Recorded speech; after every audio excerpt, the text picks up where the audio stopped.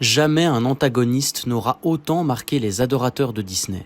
Derrière son titre de roi des enfers, Hadès est surtout connu pour sa malice, sa fourberie, ses frasques marquantes, tout comme son cynisme cinglant. Un antagoniste qui jusqu'au dernier moment a donné du fil à retordre à Zeus, dieu de la foudre, mais aussi à son propre fils Hercule, considéré comme le plus fort des demi-dieux. Il est l'heure d'ouvrir et d'éclaircir les mystères entourant le personnage d'Hadès. Bienvenue dans l'Instant Disney, épisode 13.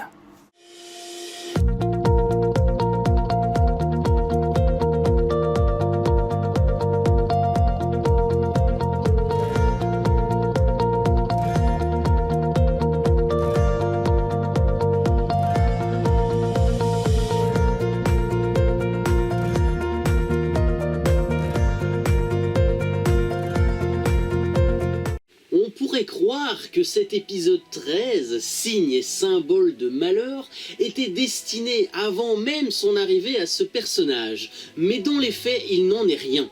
Que dire sur Hadès? Il y a tellement de qualificatifs qui me viennent en tête sur lui qu'il me serait impossible de tous vous les citer un par un, mais on va faire un effort quand même. Véritable antagoniste à part entière, Hadès, roi des enfers, partage donc la tête d'affiche du classique long métrage Disney du même nom, c'est-à-dire Hercule. Et vous savez quoi? Je suis déjà un grand admirateur de cet antagoniste. Je pars déjà du principe que la toute première apparition de ce personnage dans l'univers Disney est à l'image du caractère du gars, c'est-à-dire sombre, inquiétante, percutante, avec un humour bien cinglant et un cynisme bien sorti des enfers. Il y a même une véritable dualité à mettre en avant, surtout si l'on regarde les postures à la fois de Zeus, mais surtout d'Hadès. L'un peut être considéré comme une force tranquille, une force de la nature, limite paresseux.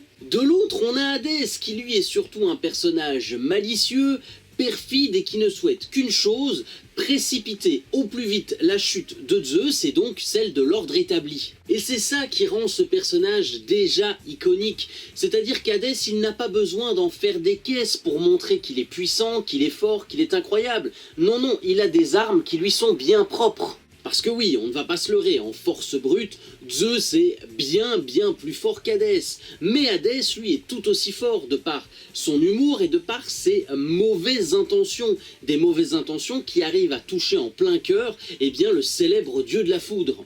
Et pour ça, il peut compter sur plusieurs hommes et femmes de main, parce que oui, on a tendance à l'oublier, mais Hadès, dans le film Disney, n'est pas tout seul dans l'accomplissement de ses desseins. Au contraire, il est même bien accompagné. On peut déjà citer deux de ses larbins, à savoir Peine et Panique, qui peuvent être considérés comme ses hommes de main, qui vont l'aider à capturer le petit bébé Hercule. Mais le bon vieux Hadès, il cache un autre atout dans sa manche, un atout qu'il compte bien utiliser à la perfection, et cet atout s'appelle Meg.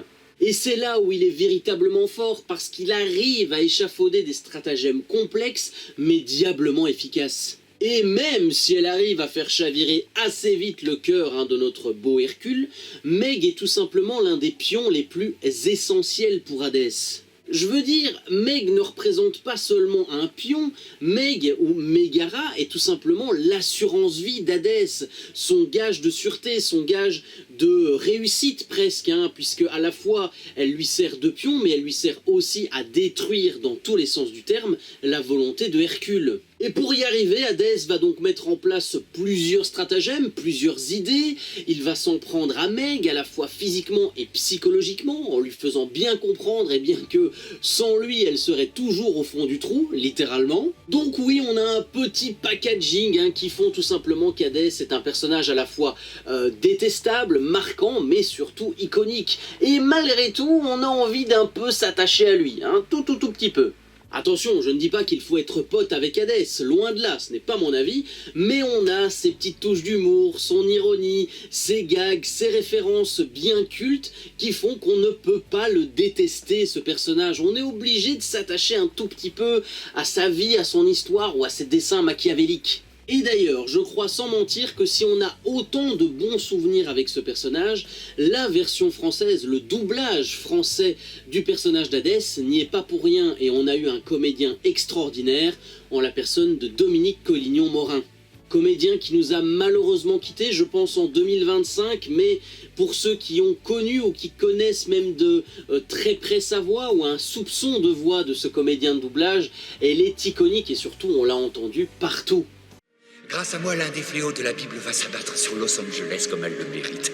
Mais je veux bien l'épargner, cette ville de merde, si tu nous laisses partir, mon frère. Oh, bah, c'est à cause de ce droïde? Je crois qu'il cherche son ancien maître. Je n'ai jamais vu une telle fidélité chez un droïde, je trouve ça bizarre. C'est amusant. J'effraie les petits-enfants et les petits monstres. Garde ça pour le niveau terreur, tu veux. Mais j'ai une bête d'enfer, Sullivan. Parce que oui, Dominique Collignon-Morin, c'était quand même quelqu'un, hein. Je vous fais vite le palmarès du gars, mais entre autres, il a été la voix française de Nicolas Cage pendant près d'un quart de siècle, donc c'est quand même pas mal. Il a été la voix du Borgne dans Mille et une pattes, il a été la voix du poisson Jill dans Le Monde de Nemo, et surtout, il est la voix française de notre cher Roi des Enfers, et je pourrais même vous citer Randall Bob de Monstres et compagnie, donc malgré tout, il a quand même un petit CV. J'aurais pu aussi vous citer Mark Hamill dans Star Wars, hein, malgré tout, mais donc oui, il y a eu un véritable choix d'attitrer et de donner le personnage d'Hadès à Dominique Collignon-Morin, et sincèrement, il n'y avait pas d'autre meilleur choix possible, parce que l'interprétation, les gags et les références cultes qu'on a aujourd'hui, on lui doit bien ça aussi. C'est donc une voix française que l'on regrette malgré tout aujourd'hui, hein, comme le regrettait Jacques Frantz ou Patrick Poivet. Donc voilà, on peut tout simplement lui dire merci. Merci à vous, monsieur Dominique Collignon-Morin, pour les travaux.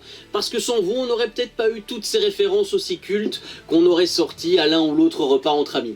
Vous l'aurez donc compris, Hadès, ce n'est pas seulement un personnage héroïque, ce n'est pas seulement une figure historique, ce n'est pas seulement une égérie de la maison Mickey, c'est tout simplement un personnage qui a marqué notre enfance, qui a marqué notre adolescence et qui continue de nous marquer aujourd'hui après chaque visionnage et chaque revisionnage du film Hercule. C'est aussi un méchant qui suscite malgré tout pas mal d'inspiration, hein, on l'a vu dans d'autres œuvres, je pourrais vous parler notamment Vite fait bien fait de la saison 5 de Once Upon a Time, la série qui avait mis en avant, hein, là aussi, le personnage d'Hadès, un personnage légèrement, hein, revisité par rapport à la version Disney, mais voilà, ça montre aussi à quel point ce personnage, cette figure, est rentrée dans notre culture populaire aujourd'hui et qu'il est difficile, oui, de la dissocier de ce personnage qu'ont pu réaliser les studios Disney. Voilà, je crois que c'est tout ce que j'avais à peu près à dire sur le personnage d'Hadès dans cet Instant Disney épisode 13. Voilà, vous le savez, Disney, c'est un univers que j'apprécie pas mal. Bon, les derniers films sont un peu bof, mais voilà, on sait ce qu'il en est aujourd'hui de la marque un peu Disney. Mais en tout cas, les vieux classiques, les classiques des années 90, hein, notamment dont fait partie Hercule, ce sont des films que j'apprécie énormément et il m'était inconcevable de ne pas aborder le cas Hercule dans ces Instants Disney. Je vous remercie en tout cas très sincèrement de continuer à être fidèle aux Instants Disney, de continuer à suivre la chaîne, de continuer à être là malgré les longues périodes d'absence, hein, sans vidéo. Voilà, c'est pas évident pour moi en ce moment, entre les recherches de boulot, les piges sur le côté, j'ai malheureusement pas souvent le temps de m'atteler à faire des vidéos, mais quand j'en ai l'occasion, j'essaye de les faire avec cœur, avec plaisir, et c'est ça le plus important, et j'espère surtout qu'elles vous font tout autant plaisir aujourd'hui, malgré parfois mes longues petites périodes d'absence. J'en suis désolé. N'hésitez pas en tout cas à lâcher un petit commentaire, à me dire quel est votre meilleur souvenir par rapport au personnage d'Hadès, qu'est-ce que vous appréciez chez lui, qu'est-ce que vous détestez, qu'est-ce que vous améliorerez peut-être, ou est-ce que vous préférez la version française ou la version originale de ce personnage. Voilà, je suis un petit peu curieux de connaître votre avis, vos avis notamment, pour qu'on puisse en échanger tout simplement dans les commentaires, hein, comme un petit comptoir de café. En tout cas, moi je vous dis à très vite sur YouTube pour de prochaines vidéos. Merci à vous d'avoir suivi cet épisode jusqu'au bout et moi je vous dis à bientôt. Salut.